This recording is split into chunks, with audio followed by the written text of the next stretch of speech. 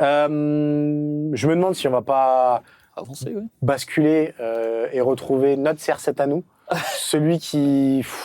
Alors, pas en termes de talent, hein, plus en termes de poids sur l'animation collective. Ah, je disais d'ego. Je pensais C'est Martin d'ego, moi. Mosnier. Bonjour messieurs, alors je voulais revenir sur plusieurs choses. Un, Cyril, t'es triste, donc moi je suis triste aussi, hein, t'as dit que t'étais triste. Deux, t'as dit qu'il y avait beaucoup de monde, ça montre, dans l'émission, ça montre la puissance de la Coupe du Monde. Non, ça montre surtout la puissance du FC Stream Team. Et C'est trois, vrai. t'as dit que Cristiano Ronaldo était le Portugais le plus connu. Non, c'est Julien Pereira, le Portugais le plus connu. Depuis ce soir et depuis le fait qu'on est Il a plus de préparé 600 dans toutes ses tes vannes. émissions, effectivement. Salut Martin, donc tu es en direct de Boston, Massachusetts. Et vous voyez, il y a un match derrière moi. Hein. Tout à On fait. entend, ouais. Tout à fait. Et ben d'ailleurs, je crois Bah, que là, c'est pour remplacer Il y a une Aurélien action de but, Tchouaméni, là. c'est ça? Non, c'est un campus de filles sur l'université de Bentley. Donc les Bleus s'entraînent là-bas. Et là, tu as un camp d'été, plein d'équipes féminines qui s'affrontent. Voilà, c'est sympa. Donc là, potentiellement, une frappe mal cadrée peut atterrir sur ta tête. Ah, c'est mon rêve. Exactement, exactement. Je joue avec le risque, j'adore ça. Franchement, j'adore ça. Je rêve de cette séquence. Martin, il y a Tristan qui nous dit sacrés abdos en commun. Cristiano et toi. Comment il Bah, fait, lève ton Tristan? Il m'a t-shirt. déjà vu, il m'a C'est le déjà vu moment à de la... lever ton t-shirt. Il m'a déjà vu à la piscine, j'ai l'impression, Tristan. Non, parce que moi, en fait, j'écrase pas les autres. Effectivement, j'ai un physique d'Apollon, mais j'écrase pas les autres parce que je veux pas vous mettre en difficulté, tout simplement. Bon, Martin, c'était une journée finalement assez riche dans le camp de base français, puisqu'on a eu une conférence de presse de Guy Stéphane, on l'avait déjà entrevu au moment où il avait remplacé Didier Deschamps face à la Norvège, qui dit des choses quand même dans ses conférences de presse. Et puis, ça s'est suivi d'un entraînement ouvert aux médias. Qu'est-ce que tu nous ramènes de la conf de Guy Stéphane, Martin ? Ce que je vous ramène, c'est qu'Aurélien Tchouaméni n'est pas encore forfait pour le quart de finale face au Maroc jeudi, mais enfin, on s'en rapproche tout doucement. Il a été franc, voilà. Guy Stéphane ne nous a pas dit il ne jouera pas, mais il a dit vraiment là, le temps joue contre nous. Et entre les lignes, il est plutôt assez clair que Tchouaméni aura du mal à revenir avant jeudi. Ça, c'est une première chose. On l'a questionné aussi sur le dos de William Saliba. Il nous a dit que oui, il y avait toujours des précautions, que oui, il souffrait toujours, mais que de ce côté-là, il n'y a pas de mauvaises nouvelles en revanche au niveau des derniers sons de cloche qu'il a eu. Donc voilà, c'est voulu plutôt rassurant au niveau de William Saliba. Et la grosse news quand même, l'immense news, la breaking news, hein, on ne peut pas appeler ça autrement, c'est que Marcus Thuram a repris l'entraînement. Donc potentiel danger pour Kylian Mbappé en pointe de l'équipe de France. Thuram, Mbappé, ça va être une vraie question des Bleus qui bascule là. Là, c'est le destin des Bleus qui bascule. Mais cela dit, voilà, il a repris l'entraînement. On se moque de lui parce qu'il a joué 0 minutes et parce que, bon, voilà, l'entraînement, c'est pas toujours. Si, il est rentré face à l'Irak, Martin. Mais... Ah oui, c'est vrai, t'as raison. Pardon, excuse-moi. C'est vrai, tout à fait, t'as raison. Mais en tout cas, Marcus Thuram sera sans doute apte, même pour le match face au Maroc, si toutefois il y avait une épidémie dans l'attaque des Bleus. On a vu donc la déclat de Guy Stéphane à propos d'Aurélien Tchouaméni. Les délais sont très courts. On part plutôt sur l'option du coup Manu Koné au milieu de terrain. Tu me confirmes ou je crois que tu as d'ailleurs posé la question. L'absence de Tchouaméni pourrait entraîner un bouleversement tactique chez les Bleus. Je suis parti du principe, en ayant vu tous les matchs du Maroc, que c'est quand même une équipe qui peut nous poser des problèmes là où il y a vraiment nos points faibles. Le point faible de l'équipe de France, c'est la perte du ballon. À la perte de balle, c'est très vite le souk et très vite on peut se prendre. On s'est pris des occasions franches, même de l'Irak. Donc il y a un vrai souci à la perte de balle. Or le Maroc, eux, ils sont très efficients en transition et à la récupération de la balle. Ils ont des joueurs qui jouent très très bien au ballon. El Kanous, Diaz, Ounahi. Même El Ainaoui, même Boadi, ce sont des joueurs qui se projettent très très vite. Et on l'a vu face au Canada, c'est 3 buts sur des transitions. Enfin, le coup franc sur l'ouverture du score vient d'une transition et 2 autres, c'est des grosses transitions, notamment de Brahim Diaz ou même d'Hakimi qui vont très très vite. Donc moi, je suis parti de ce principe-là. Guy Stéphane nous a présenté le match en nous disant oui, ils vont vite en transition, il va falloir faire attention. Donc oui, j'ai posé la question, est-ce qu'il ne faudrait pas rajouter un milieu de terrain, densifier ce milieu de terrain-là pour assurer à la perte de balle, avoir un équilibre un peu moins précaire. Et Guy Stéphane a été assez clair, il a dit non, Franchement, là, c'est pas l'idée. Donc, ils joueront à deux, l'équipe de France, sauf s'il nous a sorti un énorme mytho.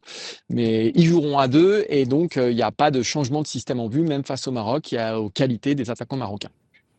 Je me fais le relais du chat avant même que le chat me pose la question. On a vu notamment certains médias, pour ne pas les citer, Bein, qui parlaient de l'éventualité d'avoir Warren Zaïre-Emery aligné dans ce milieu à deux parce que Manu Koné est sous le coup d'une suspension en cas de deuxième jaune. Tu nous as dit il y a quelques jours que Warren Zaïre-Emery était un des Français qui t'avait fait la meilleure impression aux entraînements. Qu'en est-il en fait? Est-ce que il faut s'attendre à ce que Dédé chamboule tout pour mettre Zaïre-Emery titulaire face au risque de suspension de Manu Koné?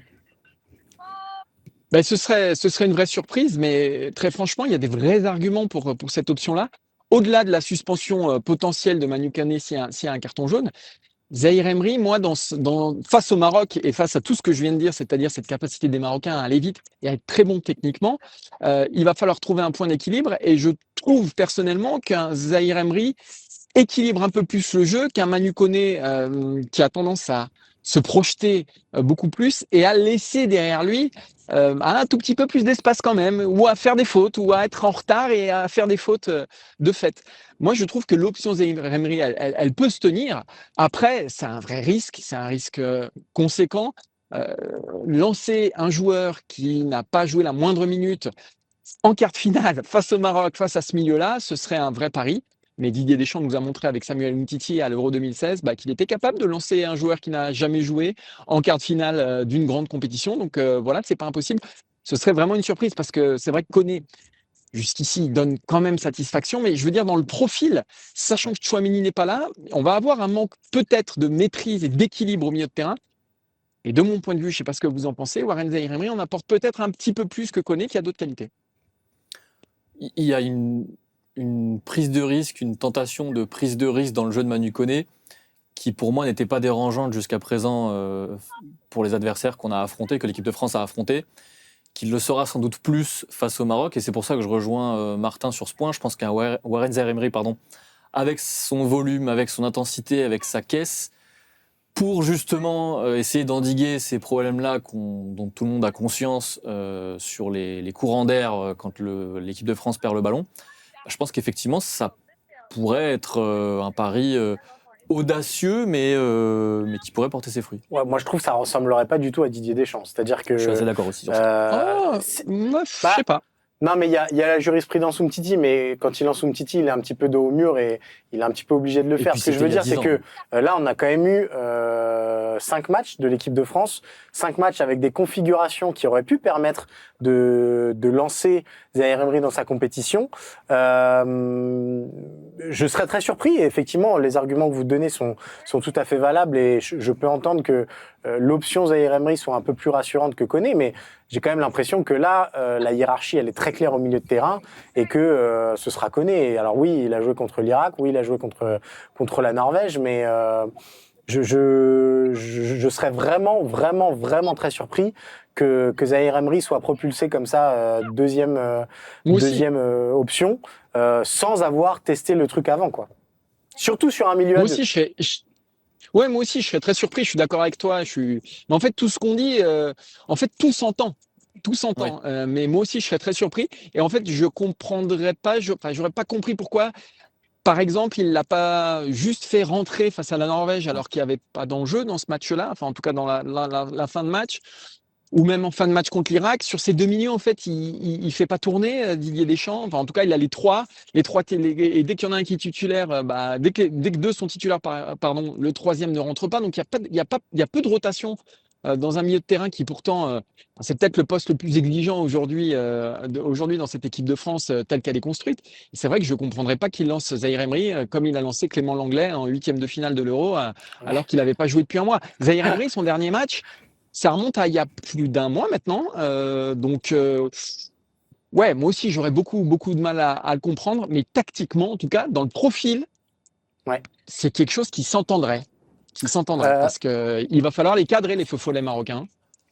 Martin, je me permets, la question revient beaucoup sur le chat, donc je vais te la poser, même si c'est pas lié à ce sujet-là spécifiquement. Est-ce que tu as des infos sur la demande d'annulation du carton jaune de Michael Olise de la part de la FFF ?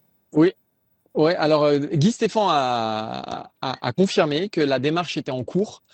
Il nous a pas donné de réponse, donc pour l'instant il n'y a pas de voilà, il y a pas de réponse. Il nous a dit aussi que les deux autres cartons jaunes, en revanche, voilà, ils émettaient aucune réserve, enfin voilà. Mais effectivement, il y a un recours qui a été fait pour le carton jaune d'Olysée, mais pour l'instant la FIFA n'a pas donné sa réponse. Mais Martin, on va être honnête. maintenant que tu es aux États-Unis, t'as pas chopé le 06 de Donald. Tu l'appelles, vous vous mettez d'accord et il rappelle Gianni. Il a Et chopé puis voilà. le 06 de Donald, mais à Disney. Ah oui, d'accord. Ouais. Moi, je critique pas quelqu'un qui est à la tête d'un État qui peut ne pas me laisser sortir de ses frontières. Voilà. J'ai 2 enfants, hein, je le rappelle quand même. C'est bien, t'es comme Didier Deschamps, très pragmatique dans tes réponses. C'est Allez, si nous rigolo demande ça. d'ailleurs. Si vous voulez, je peux aussi vous faire. Je peux aussi vous relayer, parce qu'on a parlé de cette polémique-là, de la polémique Balogun avec Guy Stéphane. Ouais. Et là, autant il a vivement et sincèrement critiqué, il est rentré vraiment dans l'art de la sénatrice paraguayenne qui a Oui. proféré des insultes terribles envers Kylian Mbappé. Voilà, il a dit que c'était scandaleux, que c'était injuste. Enfin, il l'a fracassé. Autant sur Balogun, il s'est montré beaucoup plus précautionneux. Guy Stéphane, il a dit je maîtrise pas tout, mais il a quand même dit quelque chose qui me semble intéressant. Il a dit que pour lui il y avait faute, voilà, et que le carton rouge était mérité. Il a juste dit ça. Il a dit après le reste je maîtrise pas. Donc il s'est pas engagé non plus sur ce terrain-là. Nous, on a entendu Donald aujourd'hui qui a dit il l'a pas tapé sur la tête, donc ça méritait pas carton rouge. Donc, je ne sais pas qui croire entre Guy Stéphane et Donald Trump quand il s'agit d'évaluer une faute au football. Mais bon, c'est... Mais je suis, moi, alors je sais pas quel est votre avis là-dessus, mais je suis sidéré par les gens qui estiment que le carton rouge de Balogun est Moi aussi. un scandale absolu. Mais surtout, c'est même pas le débat en plus à Zlatan la base. Ibrahimovic et Thierry Henry. Hein. Mais c'est... Ouais. Mais non, Par mais exemple, pas Zlatan seulement. Ibrahimovic et Thierry Henry. Hein.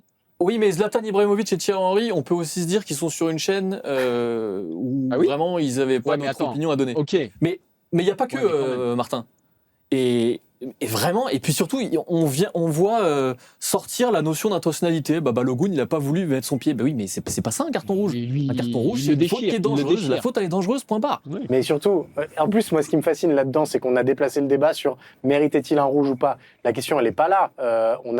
Il a pris un rouge parce que le VAR a appelé. Donc, à partir de là, déjà, des arbitres ont estimé, au moment de rejuger cette action, qu'elle valait carton rouge. Une fois que ces arbitres ont jugé ça, il n'y a pas de débat sur est-ce que le rouge est mérité ou pas. Il y a rouge. Et donc, à partir de là, des textes s'appliquent et on a l'impression que la FIFA est allée chercher cet article 27 de son code disciplinaire pour dire ça peut être pas mal. On va utiliser ça pour permettre à Balogun d'être là. Et d'ailleurs, quand Trump en parle aujourd'hui, c'est vraiment il faut que les meilleurs soient là et tout. Mais en fait, ça marche pas comme ça le sport. Enfin, dans ces cas-là, on joue avec Marcel Desailly en finale face au Brésil. Enfin, c'est pas du tout l'esprit de la Coupe du Monde. Donc Laurent Blanc. De Laurent Blanc, pardon. Ouais, de Laurent Blanc.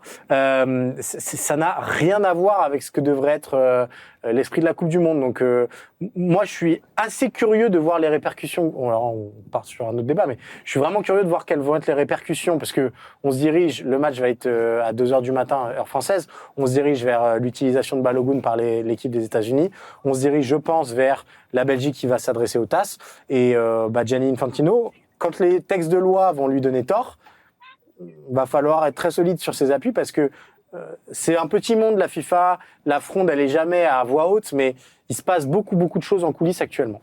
Je digresse une dernière fois, mais je suis quand même très curieux de voir quel impact ça va avoir pour Infantino et pour sa possible réélection à la tête de la FIFA. Parce que j'ai quand même l'impression que tout ça va créer du remous quand on voit la réaction de l'UEFA, quand on voit la réaction de Sepp Blatter, par exemple, alors qu'il n'a plus aucune influence aujourd'hui sur le foot, mais quand vous prenez une leçon de morale de la part de Sepp Blatter, c'est qu'il y a un petit souci quelque part quand même.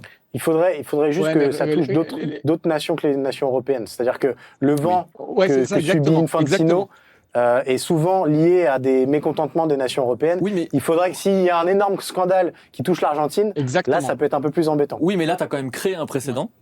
On va voir des choses, on va voir l'équipe de France que le carton jaune d'Olysée va rester. Pareil pour tous les autres. L'Angleterre, le carton rouge de l'Angleterre hier. Exactement. Ils ont fait appel pour Kwanzaa.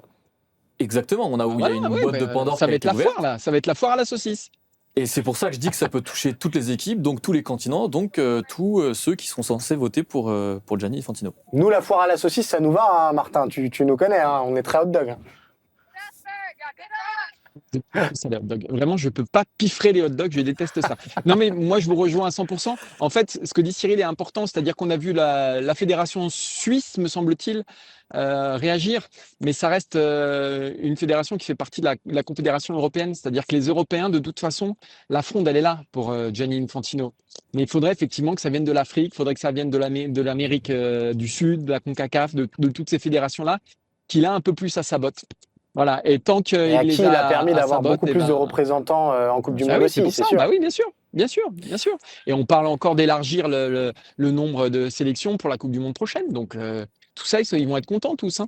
Il y a juste les Européens qui l'ont mauvaise, mais le poids des Européens, bah, il est proportionnel au poids de l'Europe dans le monde, c'est-à-dire qu'il est minoritaire. Est-ce qu'on a encore des petites infos à picorer comme ça depuis Boston, Massachusetts, Est-ce alors que que vous voulez que derrière je toi, vous- Martin, il Bien y a sûr. il y a des occasions incroyables. Hein. Il y a eu des situations très très chaudes. Le problème, c'est qu'il cadre Ah bah, toutes il y les a frappes. eu, Là. Depuis tout à l'heure, j'espère un ballon au-dessus de la barre, mais tout est cadré. Il y a eu on a assisté à l'entraînement et on a vu quand même des choses Ouais. importantes au niveau du tennis ballon. Voilà, on a vu. Non, mais vous vous marrez, mais c'est comme ça que ça démarre. On a vu l'équipe d'Akliouche, Konaté, remporter le tournoi de tennis ballon. Voilà, devant l'équipe de Douai. L'équipe de Cherki a terminé dernière. Et donc, c'est Mateta, Lacroix et Akliouche qui ont gagné le tournoi de tennis ballon. Et ça, c'est important. Pardon, mais alors là, On a Martin, vu- là, tu fais pas ton boulot d'envoyé spécial. Ça devrait être en une d'Eurosport.fr à l'heure actuelle, ça. Je sais. Je sais. Il y a Kylian Mbappé qui a passé une tête. Rabiot, lui, il est resté au vestiaire. Maignan aussi. Mais voilà, de toute façon, on ne va pas tirer d'enseignement. De toute façon, quand l'entraînement est ouvert à la presse, généralement, c'est qu'il n'y a pas grand intérêt et qu'il n'y a pas d'enseignement à tirer. Et de toute façon, si Guy Stéphane nous avait prévenu, ce sera une petite séance. C'est vraiment pas une séance intense. En fait, on est entre les deux matchs et l'équipe de France basculera sur son quart de finale demain.